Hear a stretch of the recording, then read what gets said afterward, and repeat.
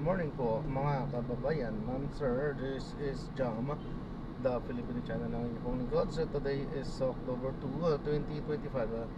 Tayo ngayon ay pupunta dyan sa may Adamson University, Ozanam side gate sa may Romualdez Street, Barangay 664, Ermita, Manila. At dadalhin po natin dyan sa may UST Hospital, Doctors Clinic sa may Lacson Avenue, Barangay 470, Sampaloc, Manila. Okay, so magbabalik po tayo mamaya konti.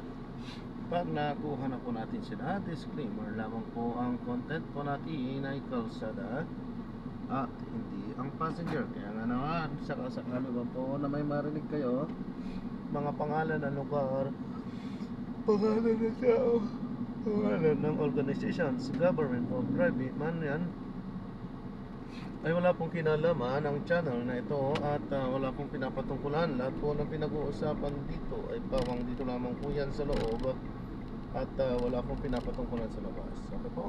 So magbabalik po tayo mamayang konti pag nakuha na po natin sila. Oh, wala. So ito yun. Okay, ito yun.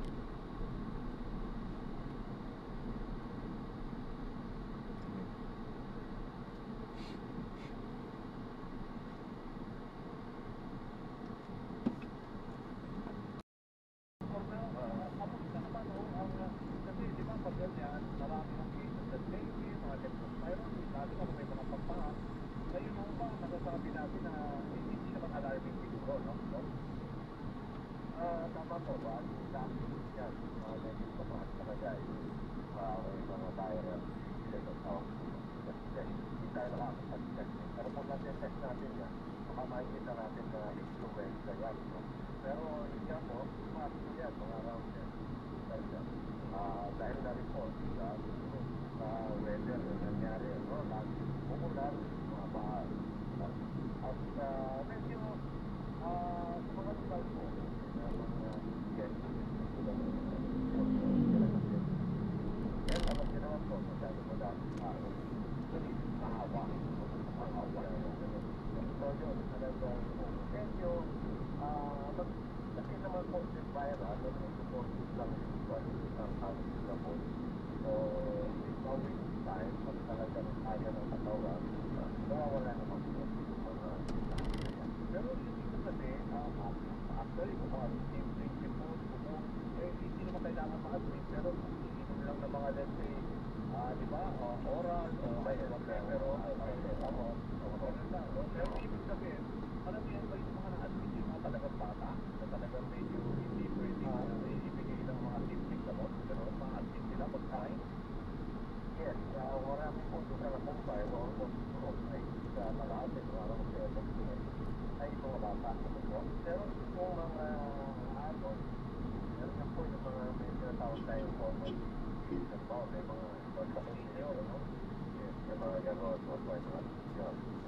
so kailangan na para mas malalim na pag-turing clinical na talaga intervention gano'n no ang monitor po natin yung mga gano'n kasi siyempre mabilis po sila magkaroon ng tinatawag natin pneumonia kaya medyo i-advise natin mag-contact pero kung tao ba kapustahan mo natin cases ng dengue at saka leptospirosis ano pa rin masasabi ba natin ng cycle or medyo manageable naman yung last medyo tumating ng dengue pero we are expecting na next week dahil yung po ang mga 2 weeks siguro after mo magpaha natatala ulit sa tayo next week so ibig sabihin yung datos sa mga private anong mga areas ang nakikita nyo yung mga prone sa mga pagbaha lalo sa yung city Manila so marami tama po sa NCR po yung po natin binabaha lagi pong binabaha pero marami yan yan pong mga binabaha yan ang talagang libreng magkaroon ng pero sa meron pa rin tayo mga passing para lang sa mga siyempre hindi matagal mag-manifest ang di ba ang mga leptospirosis sa sino pa yan o ibig sabihin meron tayong passing kasi di ba, pag tingnan na medyo late na ang intervention eh, di ba, no? Opo. Meron po tayo yan. Kasi sa mga government facilities, talaga meron po yan. And sa private facilities po, ginawa po yung kaya na gano'n. So, pag nakita nila, kailangan talaga immediate attention. Tumulong nila. Okay. Parang po sa mga iba, may mga nakakasunod kasi kasi di ba may hearing na po tayo sa mga hospital, pero just yun, pag yung sa private hospital, bigla silang pinakamalapit nila na doon, eh parang somehow may mga reklamo na hindi ko agad piniririnig sa hospital dahil wala kang pagbayad o kahit na may promissory no. Ano ko ba ang pansunan natin sa ganito? Yung ilang po ay nasa nataon sa community po. Ang hinihilang po sa kanila siguro ay para natin ang babayad ng promissory no. Okay, babayad yan sila tayo sa community. Bayad po. Hindi agad sila kaya. Okay. Hindi ba naman po, meron tayo sa bago ngayon yung protection pwede po lang i-find sa health po yung pula at yung kakulangan pa meron po tayo sa Department of Health na maipilipan ano ang tawag? Ilang ganyan yan po ano yung tawag na maipil yung medical assistance for essential and financial capacitated yun po ang ating ngayon pero yun po pagka nandun tayo nakakumpine sa private school medyo na mahuhuli sila po yan kasi nakalagay po sa batas kailangan mag-execute sila ng promissory note o kaya may co-maker o kaya may collateral kasi may mga ibang instances parang yung promissory note na sila meron pang collateral yun naman alam niya naman alam naman ng bawat private hospital yung parang talaga kasi habang na parang nauhold sila sa loob ng hospital without the actual payment o lumalaki yung gastos kaya yun nga po kailangan po talaga mag-isip sila nung natawag natin promissory note and then kung kulang pa po sa kanilang collateral isa pong dapat mag-garantiya o co-maker dito sa ganun po ay mapuman yung promissory note kasi importante pala yung co-maker kasi may mga kaibigan tayong ganyan na somehow hindi sila makalabas dahil sa private hospital nakakapagpay yun na nga dahil may kulang at sa pambayad kawawa naman ako sa bayan po yun pero ngayon po malaki-laki na ang napayag ng sila so siguro naman dahil talaga sobrang tagal nila to dahil ay baka pwede na po yun at saka na pong magagdagan ang tinatawag natin na pondo dahil sa mga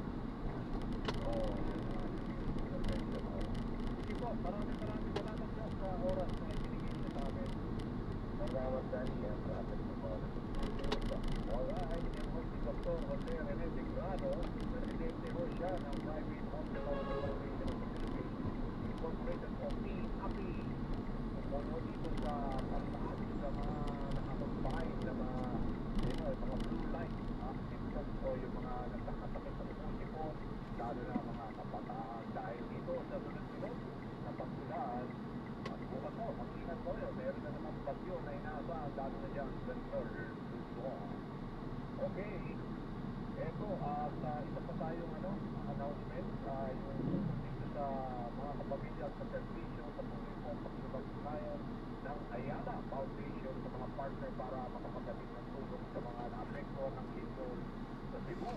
Maaari ko kayo makatulong sa pagitan ng cash donation sa mga official na channel ng Ayala Foundation, in-kind donation, Sultan Tubig Hygiene Kit Blankets Ayala Center Cebu at Ayala Mall Central Block.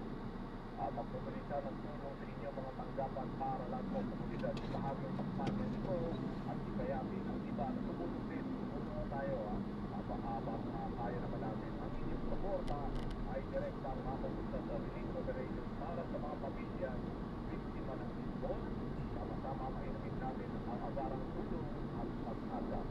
Ang Ayala Foundation po ay public service partner ng CCTV.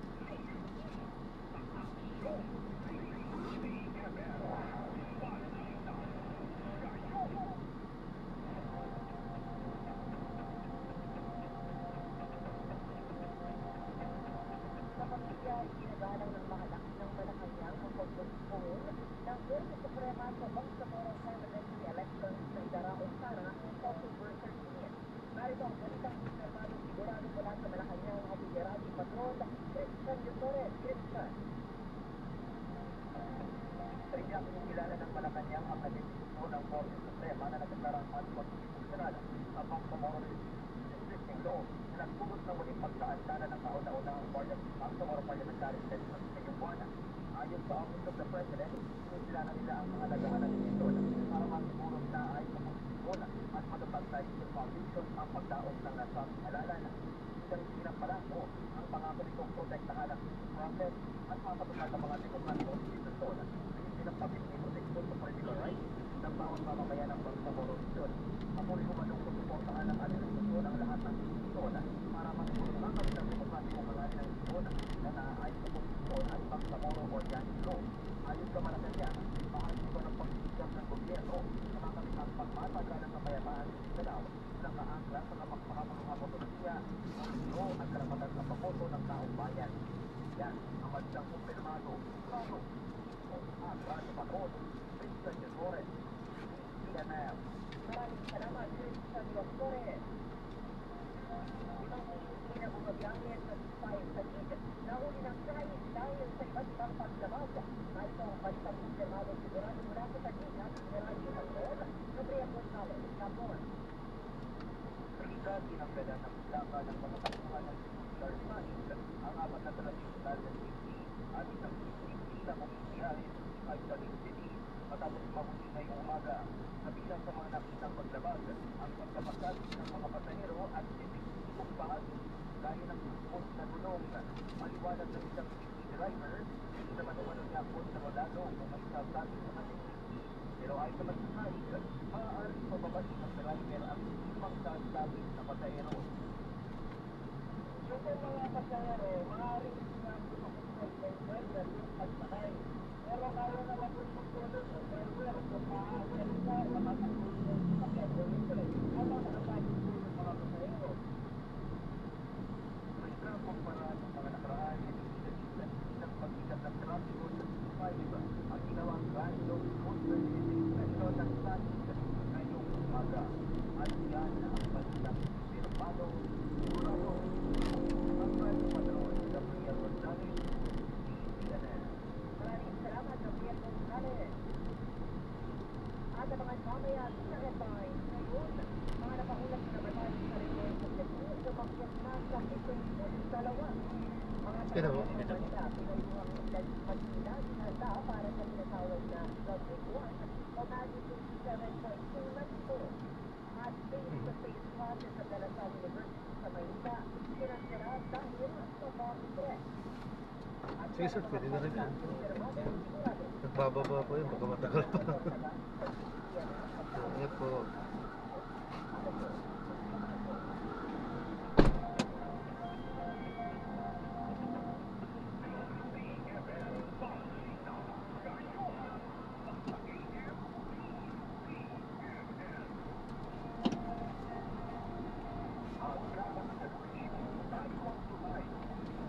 Ayan, so na-drop na natin sa kasi maraming salamat po sa panonood hanggang sa muli. Ingat at God bless. Paalam po muna. Pansamantala tayo ay gagawa na ng panibagong mission na video sa ating susunod na show. Paalam po muna. Pansamantala, this is John pa rin, the Filipino channel ng inyong paalam po.